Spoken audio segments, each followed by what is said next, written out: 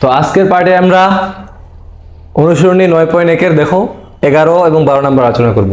এর আগের ক্লাসগুলোতে আমরা 6 নাম্বার থেকে শুরু করে ধারাবাহিকভাবে আমরা 10 নাম্বার পর্যন্ত আলোচনা করছিলাম। আজকে আমরা 11 এবং 12 নাম্বার অঙ্কগুলো সমাধান করব। তো দেখো আগের মতো করে আমাদের প্রশ্নটা বলছে প্রমাণ করো। তাহলে আমরা বাম পক্ষ দিয়ে তুললাম প্রথম অংশটা, যে sec a plus 10a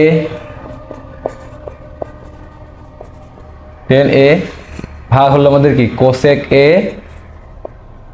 plus কি cot a, এটা আমাদের বাম পক্ষ হিসেবে দেওয়া আছে। তাহলে যেহেতু আমাদের প্রমাণ করতে বলছে, প্রমাণটা একটু লক্ষ্য করি আমরা, cosec মাইনাস cot আর কি sec মাইনাস 10, অর্থাৎ এখানে যে মানটা দেওয়া আছে দেখো প্লাসের বিপরীত দেওয়া আছে মাইনাস প্রমাণটার মধ্যে কিন্তু, তাই না? এবার কাজ হলো এখান থেকে যে মানগুলো দেওয়া ছিল আর আমরা শুধুমাত্র এগুলোর বিপরীত মান দ্বারা উপরে এবং নিচে গুণ করব। কি করবো ভাইয়া? দেখো প্রমাণটার মধ্যে তুমি লক্ষ্য করো cosec মাইনাস cot, এখানে কি দেওয়া আছে cosec প্লাস cot দেওয়া আছে। আবার দেখো এখানে কি ছিল sec প্লাস 10, এখানে কি বলছে sec মাইনাস 10।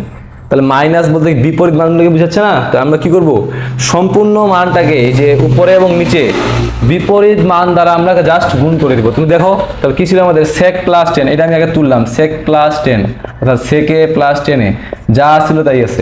এর বিপরীত নিব, তাহলে বলো sec এর বিপরীত কি? মাইনাস না? তাহলে sec প্লাস এর বিপরীত কি? মাইনাস, তাহলে যে মাইনাস 10 আমি নিলাম। কার মতো করে? দেখো দেখি যে প্রমাণটার মতো করে, কিন্তু যে দেখো sec প্লাস 10 ছিল আমাদের, আমি বিপরীত নিলাম যে sec মাইনাস 10। একইভাবে দেখো তো cosec প্লাস cot ছিল না, এর বিপরীত কি আমাদের বলো? cosec মাইনাস cot, তাহলে ওইটা আমি লিখলাম যে cosec মাইনাস কি cot। বুঝতে পারছো কিনা বলো? যা ছিল তার জাস্ট বিপরীত মানগুলো নিছি। আচ্ছা, আর নিচের দিকে তুমি দেখো cosec প্লাস cot ছিল, যে cosec প্লাস cot এর কিন্তু আমাদের ছিল। এখন তুমি দেখো তাহলে আমরা এখানে যা লিখছি দেখি বেশি হয়ে গেছে না? এখন তুমি দেখো তো এখানে তো just sec plus 10 cosec plus cot ছিল, এই অংশটা আমরা বেশি লিখলাম না বিপরীতটা। এখানে আমরা যা লিখছি তাই আমরা এখানে আবার লিখবো, যে sec a মাইনাস 10 এ আবার কি cosec a মাইনাস কি cot এ। তুমি বলতে পারো কেন আপনি এটা আবার লিখলেন? তাহলে দেখো আমি যদি আবার কাটাকাটি করি এটা এবং এটা যদি কাটাকাটি করি একইভাবে এটা এবং এটা যদি আমরা কাটাকাটি করি, তাহলে দেখো তো আবার উপরের লাইনটা থাকতেছে কিনা?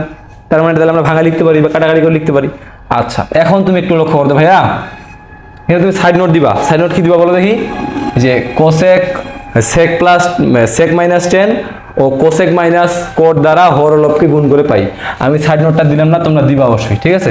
আচ্ছা, এখন দেখো তাহলে কি বলছিল আমাদের sec প্লাস 10, এখানে secটাকে যদি আমি a কল্পনা করি বা a ধরে নেই, 10টাকে যদি আমি b ধরে নিই, তাহলে দেখো তো a plus b a minus b কিনা? তাহলে আমরা একটা সূত্র পড়ছিলাম এরকম, যে a square minus b square. সূত্র কি ছিল বলো? a প্লাস b আর কি a মাইনাস b, এরকম সূত্র ছিল আমাদের। ওইটাই আমি বসাবো। তাহলে সেকটাকে আমি ধরতেছি a, 10টাকে ধরতেছি b, তাহলে যে a plus b a minus b কার সূত্র ভাইয়া? a square minus b square সূত্র। জাস্ট আমি বসাই দিব। তাহলে a মানে হলো আমাদের সেকের পুরো স্কয়ার, তাহলে যে a স্কয়ার হলো সূত্র অনুযায়ী আমাকে বলছে মাইনাস দিতে হবে b স্কয়ার, তাহলে b মানে কি 10, 10 এর উপর আমি স্কয়ার দিলাম, ঠিক আছে? আর বাকি মানটা যেটা ছিল আমাদের cosec মাইনাস cot, যা ছিল তাই আছে, কোনো পরিবর্তন করলাম না, ঠিক আছে? এটা কোনো পরিবর্তন করলাম না আমি। একইভাবে নিচেরটার মধ্যে আসলে cosecটাকে যদি আমি a ধরি, cotটাকে যদি আমি b ধরি, তাহলে দেখো a plus b a minus b কিনা? তুমি দেখো cosecটাকে ধরো a, cotটাকে ধরো b, তাহলে a plus b a minus b, আবার সূত্র a square minus b square. তাহলে এবার a মানে কোনটা বলো? cosecটা না? তাহলে বসাইলাম এখানে যে cosec স্কয়ার a, অর্থাৎ এটা আমাদের a স্কয়ার মাইনাস কি হবে b স্কয়ার, মাইনাস বলতে b হলো আমাদের cot, তাহলে যে a স্কয়ার মাইনাস b সূত্র বসাইলাম। আর বাকি ছিল আমাদের কি sec মাইনাস 10, যা ছিল তাই আছে, ঠিক আছে? যা ছিল তাই আছে, এটা কোনো পরিবর্তন করলাম না আমরা। এবার এখন তুমি একটু দেখো আমরা সূত্র পড়ছিলাম কি ভাইয়া? যে sec square theta minus tan square theta, সূত্র কি ছিল? 1। এরকম সূত্র পড়ছিলাম আমরা ত্রিকোণমিতি অধ্যায়ের মধ্যে শুরুতেই। একইভাবে আমরা আরেকটা সূত্র পড়ছিলাম যে cosec square theta minus cot square theta সমান সমান কি ছিল? 1। বলো এই সূত্রগুলো আমরা এখানে পাচ্ছি না। দেখো sec square minus tan square তুমি পাইছো কিনা? তাহলে যে আমরা কি লিখতে পারি বলো? sec square minus tan square সূত্র কি 1 না? তাহলে আমি যা শুধুমাত্র একটা 1 বসাতে পারি, যে 1। আর বাকি মানটা আমাদের যা ছিল তাই আছে, যে cosec মাইনাস cot যা ছিল তাই আছে, কোনো পরিবর্তন আমরা করলাম না কিন্তু, ঠিক আছে? একইভাবে তুমি দেখো এই যে cosec square minus cot square, যে cosec square minus cot square এর সূত্র কি ছিল? 1 ছিল। তাহলে এর জায়গায় আমি শুধুমাত্র কি বসাবো? যে cosec square minus cot square কি বসাবো? 1 বসাবো। তাহলে জায়গায় আমি 1 বসালাম পুরোটা জায়গায়। আর এখানে ছিল আমাদের কি sec মাইনাস 10, তাহলে যে sec মাইনাস 10। এখন তুমি একটু দেখো তো এই যে 1 লাগলে গুণ অবস্থায় আছে না ব্র্যাকেটের সঙ্গে, তাহলে 1 এর সঙ্গে গুণ করলে ওইটাই থাকবে। তাহলে আমাদের বাকি থাকতেছে কি বলো অ্যানসারটা? এখন ওয়ানের সাথে যদি ব্র্যাকেটটাকে গুণ করি তাহলে ওইটাই থাকবে, একইভাবে এই ওয়ান দিয়েও ব্র্যাকেটের সাথে গুণ করলে ওইটাই থাকবে। তাহলে শুধুমাত্র সংখ্যাটা লিখবো আমরা। তাহলে ছিল আমাদের যে কোসেক মাইনাস কোট, আর কি ছিল বলো, sec minus ten, sec minus কি 10।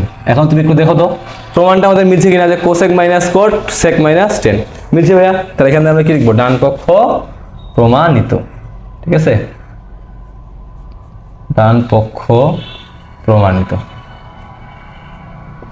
তাহলে এখান থেকে আমাদের এই অঙ্কটার সমাধান খতম। এবার চলে আসি আমরা 12 নম্বরের মধ্যে। এই অঙ্কটা কি বুঝতে পারছো ভাইয়া? যদি বুঝতে পারো কমেন্টে লিখো ডান, আর যদি বুঝতে না পারো, কোথাও যদি বুঝতে অসুবিধা মনে হয়, তাহলে তুমি কমেন্টে জানাতে পারো। ঠিক আছে, চলে আসি এবার আমরা 12 নম্বরের মধ্যে। একইভাবে এটা আমরা বাম পক্ষ দিয়ে তুলবো আগে 12 নম্বর। তাহলে দেখো 12 নম্বরটা আমাদের কি ছিল বলো, কোসেক এ ভাগ কি ছিল আমাদের, আচ্ছা আমি এখানে লিখতেছি উপরের দিকে, তাহলে আচ্ছা ঠিক আছে, কোসেক এ মাইনাস 1 আর প্লাস কি ছিল বলো, কোসেক এ ভাগ কি, কোসেক এ প্লাস 1। ঠিক আছে, এটা কিন্তু আমাদের ছিল বাম পক্ষ হিসেবে, ডান পক্ষ আমাদের প্রমাণ করতে বলছে। আচ্ছা আমরা একটু দেখি তাহলে এবার এখানে যে অংশটা আছে দেখো তো, দুটার মধ্যে কোসেক আছে কিনা ভাই, দেখো তো দুটার মধ্যে কোসেক আছে।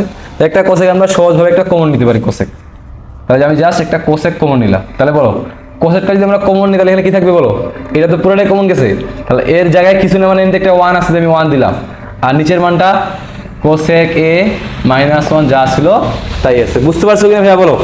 তারপর প্লাস ছিল প্লাস, আবার এই মানটা তো আমরা পুরোটাই কমন নিয়ে নিছি, তাহলে এর জায়গায় কি থাকবে আগের মতো করি, জাস্ট একটা 1 আছে মনে মনে, আর এটা যা ছিল তাই আছে, যে কোসেক এ প্লাস 1। বুঝতে পারছো কিনা বলো? তাহলে জাস্ট আমরা খালি কমন নিলাম, অন্য কোনো কাজ করিনি। ঠিক আছে, আচ্ছা এইবার এই কোসেকটা আমরা কোনো পরিবর্তন করলাম না, যা ছিল তাই আছে। এখন তুমি দেখো তো এখানে এই দুটার মধ্যে যদি আমরা লসাগু করি, যে কোসেক মাইনাস 1 কোসেক প্লাস 1, কি করবো ভাইয়া, লসাগু করবো। তাহলে দেখো কোসেক মাইনাস 1 একটা হবে, আর একটা কি হবে, কোসেক প্লাস 1। কারণ কি ভাইয়া দেখো তো দুটাই ভিন্ন ধর্মী না, একটা আছে মাইনাস, একটা আছে প্লাস। আলাদা হলে আমরা লসাগু নিয়মটা কি জানি, যে সবগুলোকেই নিতে হয়। আচ্ছা এবার আমাদের কাজ কি বলো, আমরা কি জানি লসাগুর নিয়মটা, মিলে গেলে বাদ দিতে হয়। তাহলে তুমি একটু দেখো তো এটার মধ্যে মিল কে কে আছে, কোসেক মাইনাস 1 মিলে গেছে বাদ, তাহলে থাকতেছে আমাদের কি কোসেক প্লাস 1 থাকতেছে না, এর সাথে যদি আমরা 1টাকে গুণ করি তাহলে ওইটাই পাবো আমরা, যে কোসেক পাবো প্লাস 1 পাবো। ঠিক আছে, দেখো যে মিলে গেছে বাদ, তাহলে এই যে নিচের মানটাকে আমরা লিখলাম।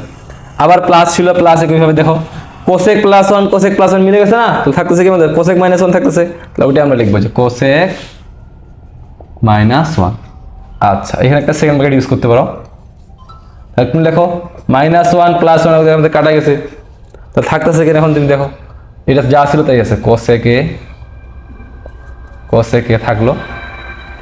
আচ্ছা এইদিকে তুমি এখন দেখো কোসেক কয়টা আছে, দুটো আছে না, তাহলে কি লিখতে পারি বলো, 2 কোসেক লিখতে পারি আমরা।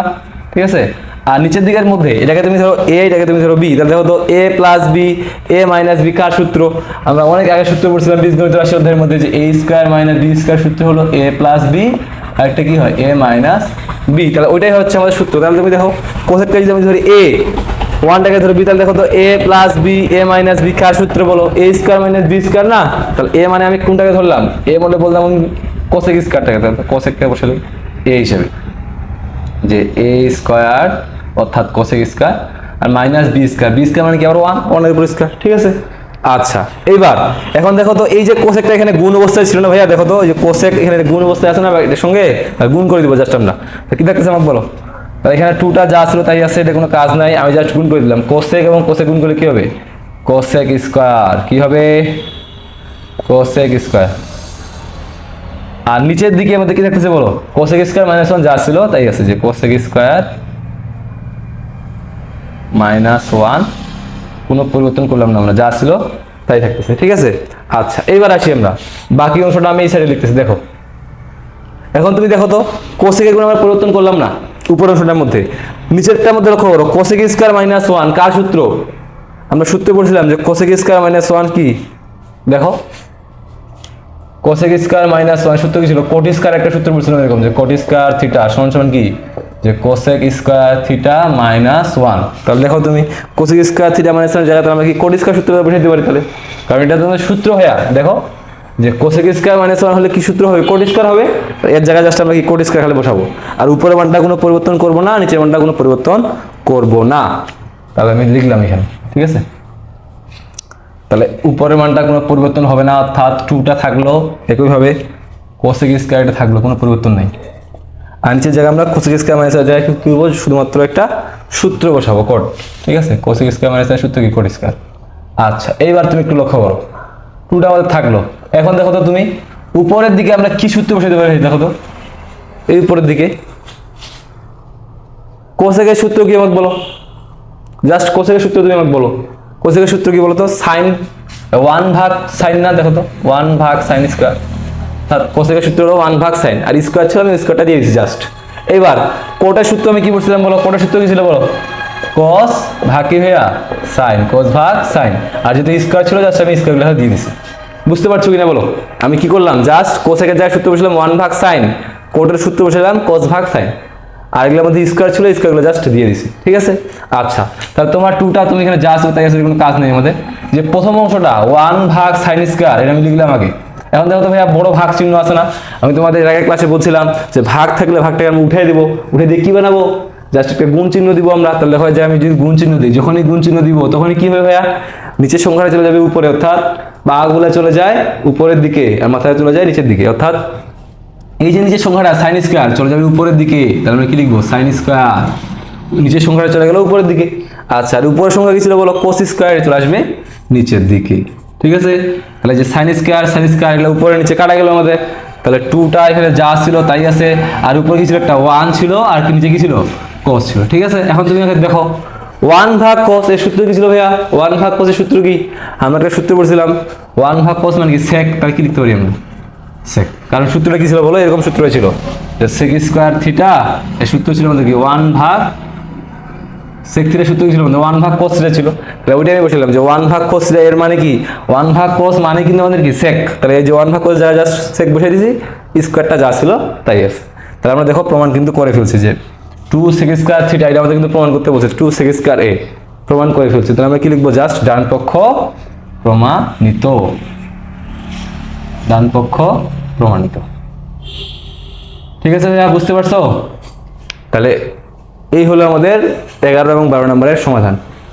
তো রেগুলার আমার এই চ্যানেলে তোমরা অধ্যায় ভিত্তিক প্রতিটি অধ্যায়ের গণিত এবং উচ্চতর গণিত, পাশাপাশি পদার্থবিজ্ঞানের যে অঙ্কগুলো আছে, রেগুলার আমি আপলোড করি ভিডিও। তাহলে তোমরা তোমার বন্ধুদেরকে এখনই শেয়ার করে জানিয়ে দাও যে স্টাডি মাইন্ড একাডেমি নামে একটা চ্যানেল আছে, যে চ্যানেলের মধ্যে আরমান স্যার নামে একজন স্যার আছে, যিনি রেগুলার ভিডিও আপলোড করেন আমাদের গণিত, উচ্চতর গণিত, তারপরে পদার্থ, এই সাবজেক্টগুলো।